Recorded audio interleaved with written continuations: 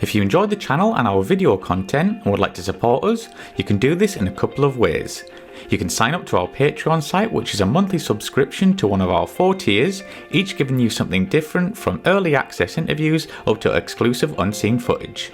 There's also the option of a one-off donation via PayPal, which allows you the option to donate an amount of your choice. Both options really help to keep this channel going and to continue putting out regular content for you good folk. So please take a look at aircrewinterview.tv/donate, and I thank you in advance. Thank you and enjoy.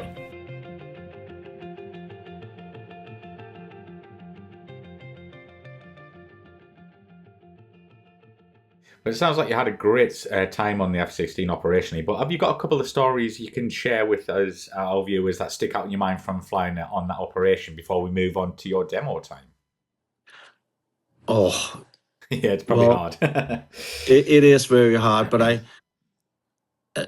mean, one of the things I think made the F-16 great operational was the compatibility with other air forces.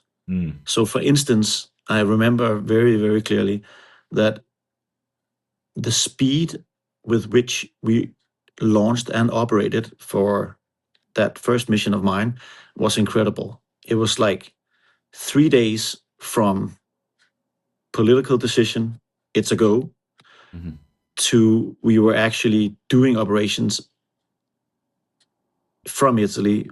It was so fast. When we launched, I flew in a charter jet, and some other guys flew the jets down.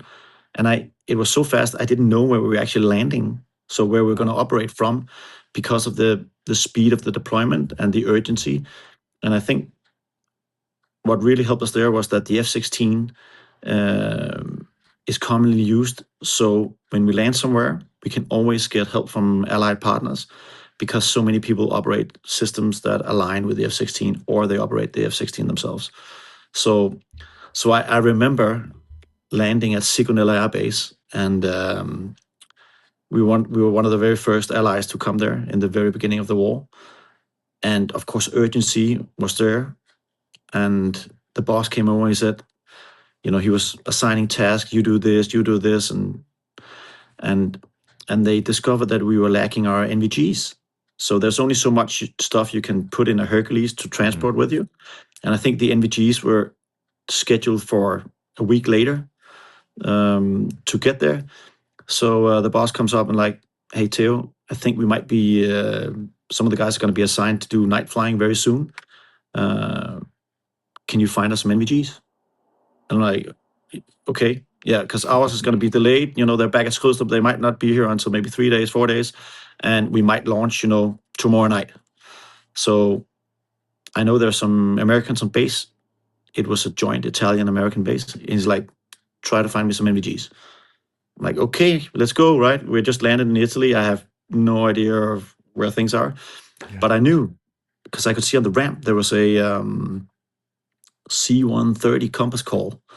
So the spec ops type. And I'm thinking, I'm pretty sure those guys fly the same NVGs that we do.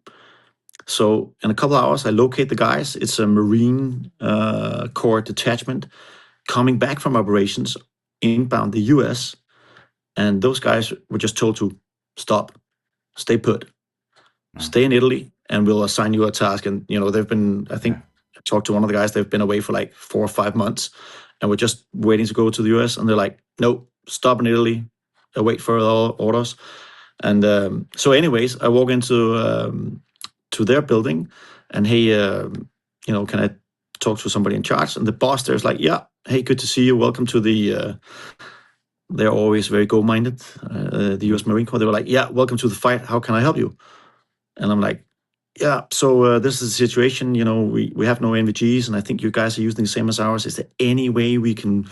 He's like, no problem. We have NVGs. I'll have my quartermaster help you out. And it took me, I think, half an hour. The guys found some NVGs, and I came up to his office, 4 sets of NVGs. They had the exact same type that we were using on the F-16. Wow. That would suit our brackets for our helmets. So it was perfect. And those things are quite expensive, right?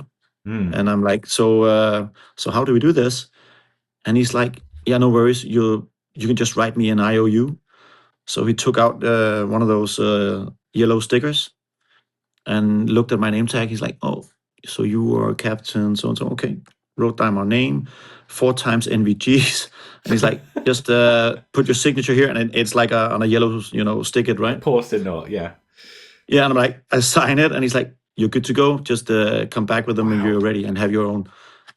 Go get him, Semper Fi. And I'm like, okay, well, of course, thankful. I'm like, that's so cool. So I think within 3-4 hours, I'm back to the boss saying, here you go, 4 NVGs.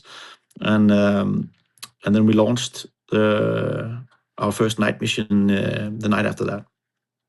So yeah. So I remember that very clearly, the eagerness of everybody in the alliance to make this happen. I brought that. He was a major. I brought him a bottle of Jack a couple months later. Nice. Thanked him a lot for the we could borrow the NVGs, and I think he was still there. I've been home between those times, but his crew was still there, right? So Wow, that's yeah. amazing. What an incredible story.